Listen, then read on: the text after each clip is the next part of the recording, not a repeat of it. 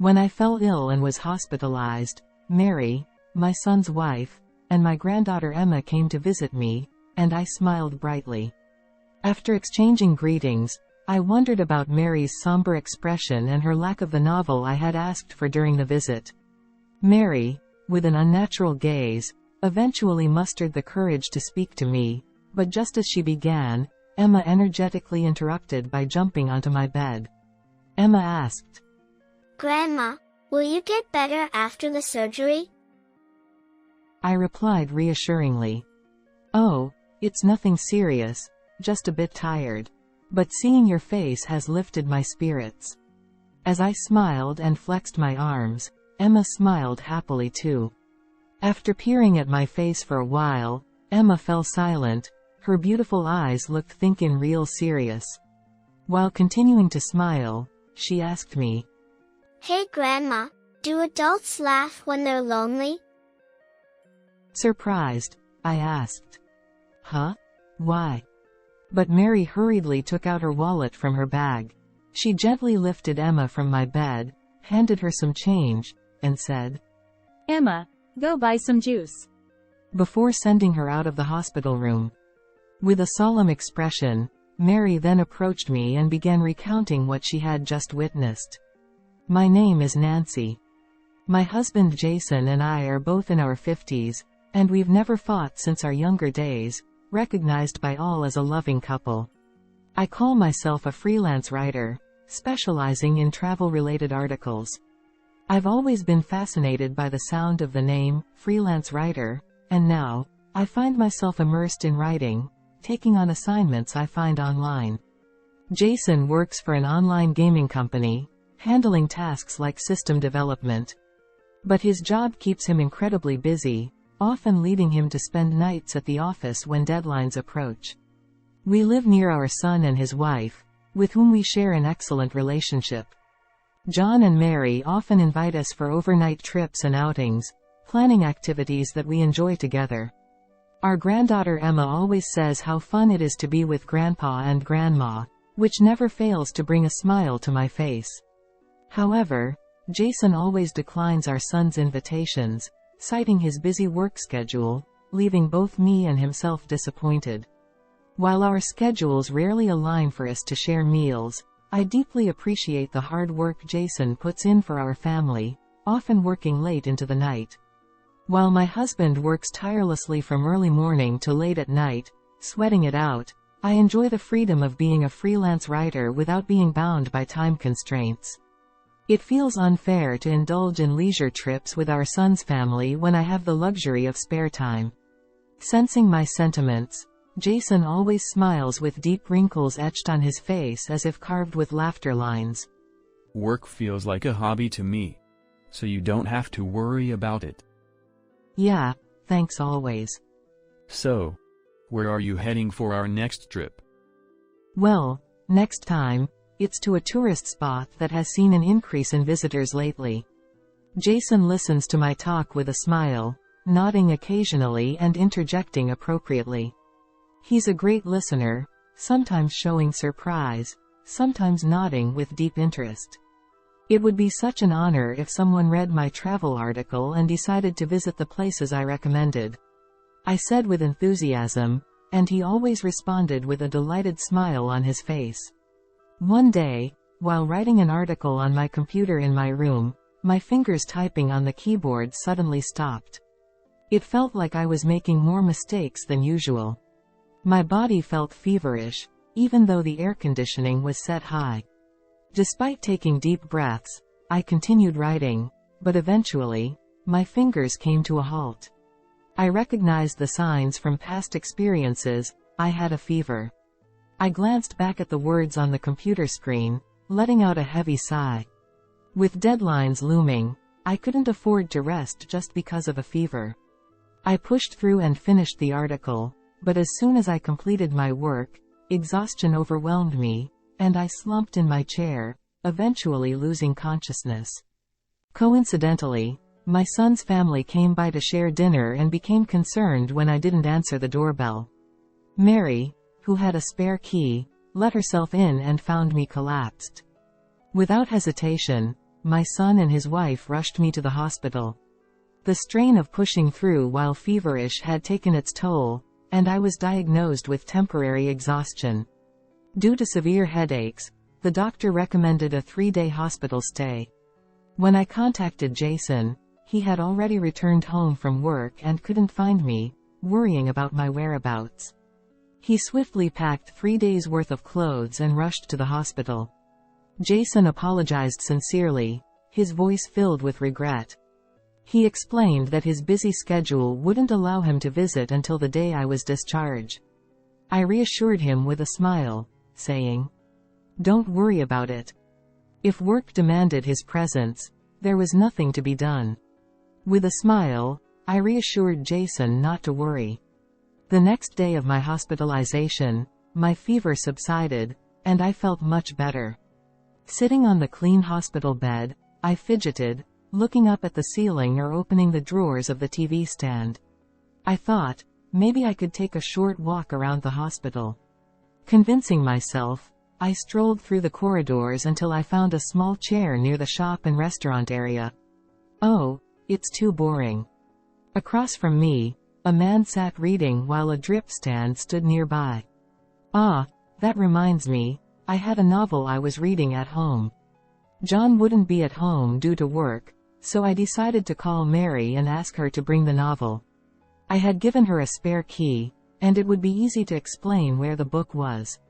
Mary readily agreed when I called her from the hospital's public phone. Returning to my room, I started reading a picture book placed there. It was a "Where's Waldo?" book, and as I earnestly searched for Waldo, 2 hours had passed. Mary came to visit, and I looked up from the book, feeling a strange sense of guilt for what felt like the most unproductive use of time in my life. I returned the book, smiled at Mary and Emma, and said, "Thank you so much, Mary." After greeting them, I couldn't help but wonder about Mary's somber expression and the absence of the novel I had asked for. Mary, with an unnatural gaze, eventually mustered the courage to speak to me, opening her mouth to convey something. But just as if to intervene, my granddaughter Emma jumped onto my bed with her small body, full of vigor. Grandma, will you feel better after the surgery? Huh? Oh, it's nothing serious. Just feeling a bit tired, that's all. But seeing your face has completely cheered me up. I smiled and flexed my arms, and Emma, seeing that, smiled happily too. After peering at my face for a while, she fell silent, her eyes looked like thinking something serious. I continued to smile as I looked into her beautiful eyes as if pondering something. Hey Grandma, do adults laugh when they're lonely? Huh? Why do you ask? Because, when I went to Grandpa's house earlier, there was a girl I didn't know, and Grandpa and she was having a party together. Even though you're in the hospital, Grandpa seemed really happy. I see. Grandpa is sneaky. Having a party when you're not around. I saw it. They were having amazing food and delicious-looking juice at home. I didn't know how to respond to Emma's confession. Unable to come up with a clever reply, I realized my forced smile looked strained, trying not to let on that I was clearly speechless. Mary lifted Emma from my bed, handed her some change from her wallet, and sent her out of the room to buy juice.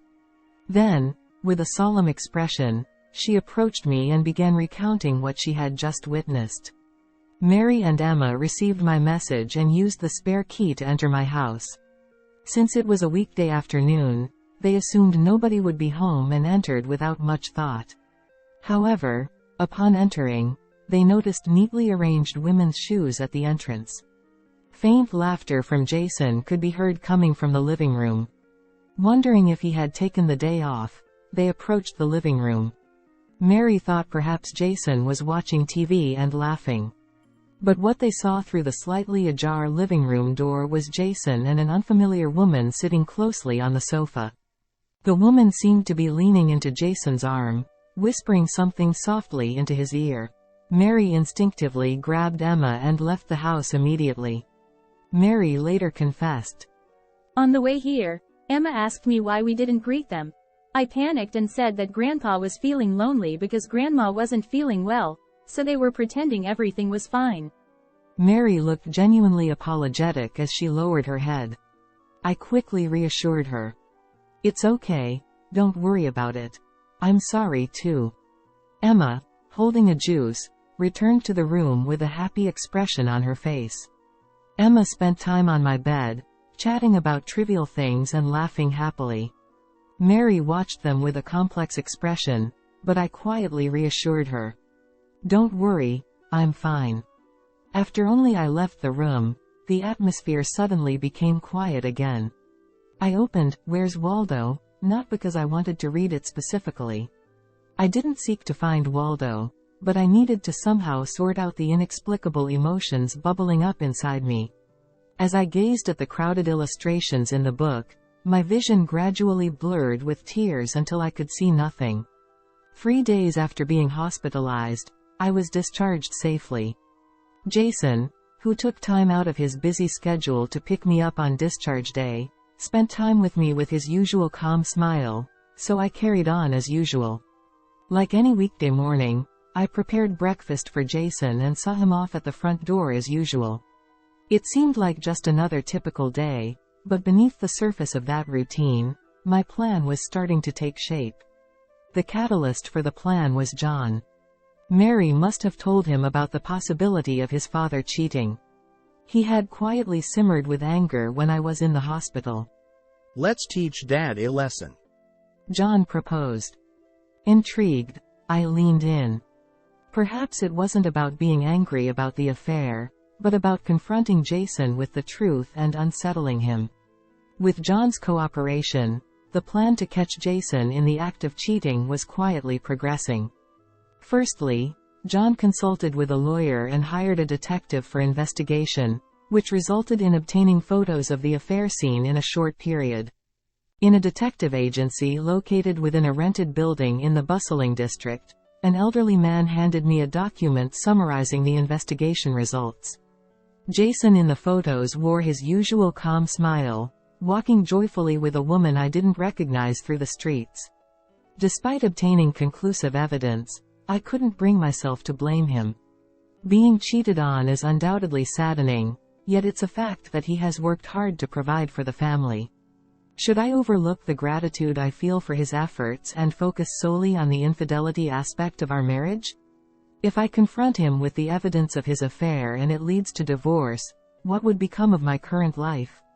After leaving the office, I stood still in the bustling downtown, feeling like I had lost my way.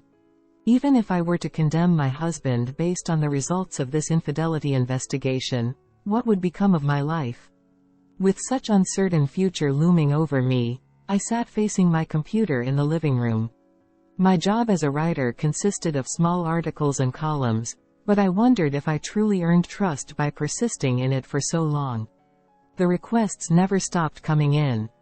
Yet, as I reread the finished articles and columns, I let out a deep sigh. I didn't believe I had the talent as a writer anymore.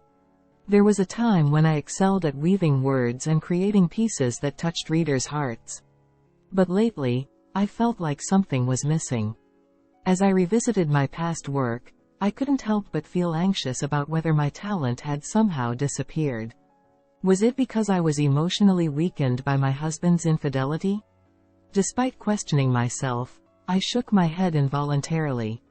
It wasn't that I had changed. Perhaps, in this process of searching, adversity and setbacks were necessary. When I first started working as a writer, it was incredibly enjoyable. Transforming my thoughts into words and having someone read them brought me immense joy.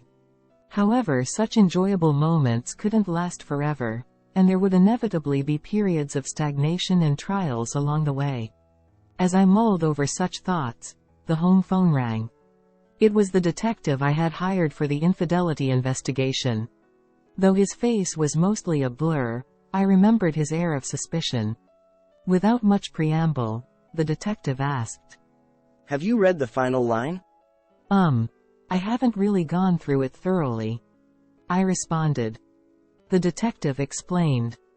Given that my task was an infidelity investigation, I initially thought it unnecessary, but I happened upon an intriguing fact. If you aren't aware, I presumed your son wouldn't be either, so I subtly included it in the report. Ah, I see. The detective continued. Due to my profession, I've conducted numerous infidelity investigations, and the behavioral patterns of cheating men are almost identical. It's likely due to similar brain structures. However, I could discern the detective's amusement as he chuckled over the phone. Your husband's behavior has been peculiar since the first day of surveillance. Normally, my job would be to capture evidence of infidelity and call it a day, but I had a discussion with a lawyer, and given our firm's 10th anniversary, I decided to extend the service. The detective explained. After hanging up, I revisited the infidelity investigation materials. As I read through the contents, I took a deep breath. I couldn't help but feel deeply affected by the words my granddaughter Emma had said to me. Her clear eyes, devoid of any doubt, had posed such a straightforward question: why do you smile when you're lonely? A month later, I informed Jason that I was going on a trip with my son's family and smiled at him as he saw me off at the doorstep of the house. Pulling a lightly packed carry-on bag, I headed towards the station. Drifting aimlessly on the train, I gazed at the scenery passing by the window. In my youth, trains were always our mode of transportation for dates with my husband.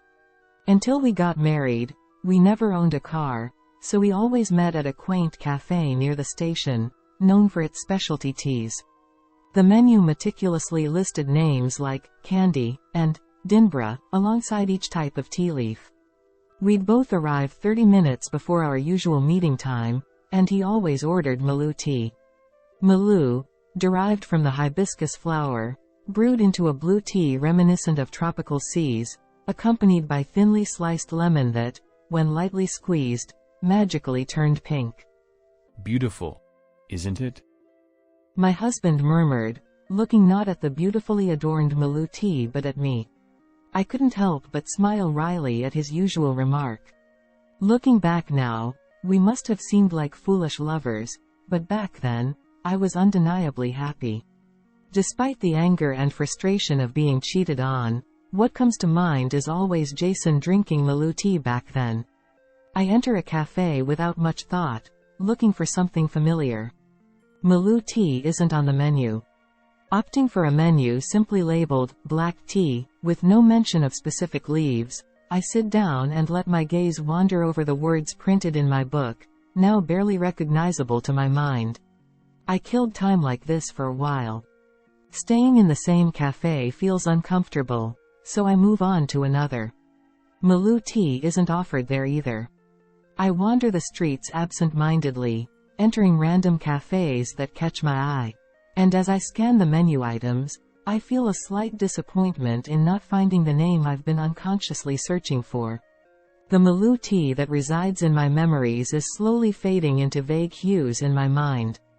At night, I returned home. As usual, I inserted the key into the lock and took off my shoes at the entrance before heading to the living room. There, as expected, I found Jason and a woman. They were both speechless, frozen in time with their eyes wide open. Soft classical music played from the built-in speakers, and stylish hors d'oeuvres adorned the table, indicating they had finished their meal. Steam rose from the blue mallow tea they seemed to have been about to drink together. Neither Jason nor I spoke. The serene music filled the living room as we shared a strange moment of just gazing at each other. Eventually, John arrived, making a racket, and upon spotting Jason, he exaggeratedly sighed. Mary, standing behind John, peered anxiously at the scene. Hey, what kind of party is this? Don't mind if we join, right? Hold on a second. What's your intention here? All of a sudden. As Jason got up from the sofa, the woman beside him grabbed his sleeve, looking frightened. She was a plain, younger woman than me, with unremarkable features. She wore faded jeans and a slightly worn-out hoodie. Barely wearing any makeup, she whispered in a modest voice. No, that's not true. His lover interjected. We don't have the kind of relationship everyone here is thinking about. John replied. Oh really? But we have some evidence, like these photos. He proudly held the photos in front of her face. The images depicted the two of them strolling through the streets and dining together, looking close. The woman, avoiding eye contact with the photos, smiled faintly with a hint of sadness. I may not be famous, but I'm a stage actress, she confessed. Jason explained. Yeah. She's an actress. And she's studying cheating experiences for a role. That's why she's giving acting lessons on infidelity. Don't get the wrong idea. Surprised by the unexpected revelation of her being a stage actress, John and Mary exchanged glances. The woman calmly explained the sequence of events. She admitted to having meals alone with Jason in this house and engaging in activities that resembled dates in town. However, she insisted that it was all part of her role preparation as an actress, with Jason's cooperation. There was indeed no concrete evidence proving a romantic relationship between Jason and the woman. When I asked why Jason would cooperate with such a thing, the woman, who had seemed plain until then, suddenly gave me a seductive look. Wasn't it because he felt lonely? She said. Lonely? Jason said so. His wife is always traveling and doesn't pay attention to him. He said he doesn't have time to be with his wife because of work. I knew that whenever I, who usually works from home, mentioned going on a trip, Jason would take advantage of the opportunity to invite the woman over to our house and indulge in luxury. He often tells me he has to stay at the office for work, but I know he's actually meeting with the woman. I know that when Jason always says he's busy with work, it's all lies. He actually finishes work on time every day and spends his evenings out late playing around. I know that every kind smile from my loving husband is a lie.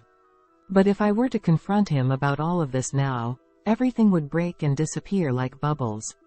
Was I under a spell from the moment I met him? That mallow tea we drank at the cafe felt like magic. It was so beautiful. If I were to leave this place now with a smile, saying, "Oh, it was nothing, sorry for misunderstanding," it would be like giving tacit approval to his affair. Struggling to find the right words to respond, Mary comes over and embraces me. Nancy, it's okay. Don't force yourself. People don't pretend to smile when they're feeling lonely or sad. Those who wear expressions opposite to their emotions are usually lying. Despite it being baseless, Mary's words made me smile involuntarily. Right, that's true. People don't smile when they're lonely. I can't imagine living as a partner with someone who justifies filling the void in their heart by pretending everything's fine with a smile. This is fine. I've been pretending to be fooled by Jason's kind smile all this time. Acting as a foolish wife. Perhaps I've been deceiving myself into believing I couldn't live without it.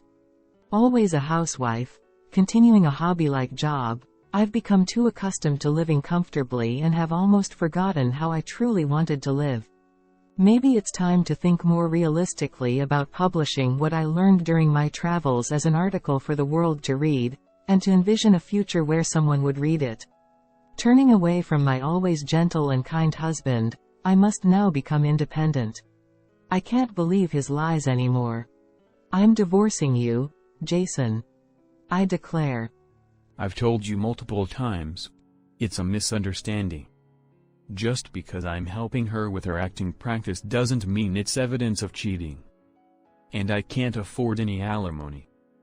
Well, it may not be enough evidence for alimony in court. But John and Mary are on my side. And even our relatives wouldn't side with you given the circumstances. Jason gives a resigned smile and runs his hand through his hair. Suddenly, I hand over the dossier from the detective's investigation and point to the contents. Looking down at the part 1 pointed at, Jason's fake smile finally fades, and his face turns pale. It's unrelated to the affair investigation, but it's Jason's savings balance that the detective uncovered. His savings exceeded $1 million. So, you won the lottery a year ago. Congratulations. $1 million is quite impressive. Well, this is. You've also been returning home from work on time every day and taking a lot of paid leave, it seems. Did you think having money would make everything okay if your affair got exposed? I glare sharply at his mistress. Even in a normal divorce, I'd get $500,000. If you don't admit to the affair, I'll push through the courts no matter the cost. But if you admit to the affair here and now, I'll only go after Jason for alimony. You were after Jason's money anyway, right? After a moment of contemplation, the woman nods slightly with her head bowed. It seems John and Mary are struggling to keep up with the sudden turn of events. So, to put it simply, I'm divorcing Jason. That's all there is to it. After that, the divorce was finalized smoothly, and alimony was paid. Property division was settled, and although Jason was left with a substantial amount of money, he had already lost motivation for work after winning the lottery and was demoted to a less significant position. The woman he had been dating for a while also decided to break up with him as Jason's financial situation deteriorated over time. Since her name never gained much recognition in the public eye, it seems she spent her life without achieving much success as an actress. John and Mary suggested that I move in with them, but I graciously declined and opted to rent an apartment for myself. Are you sure you don't want to live together? John asked. With all the money I have, I could travel around the country freely. I replied. I'm determined to live my life to the fullest from now on because it's my life. Pretending not to see someone's true colors or turning a blind eye to lies doesn't suit me anymore. I intend to communicate my thoughts clearly to those around me in the future. Currently, I'm enjoying my new career as a traveling journalist, a job I had given up on for years due to household chores and child-rearing responsibilities. I receive replies and supportive emails from readers, along with letters like, I visited the same place. Each time I read them, my once blue-tinted heart gradually turns into a warm red, reminiscent of lemon-infused mallow tea, with a hint of lingering sourness but clear warmth spreading throughout.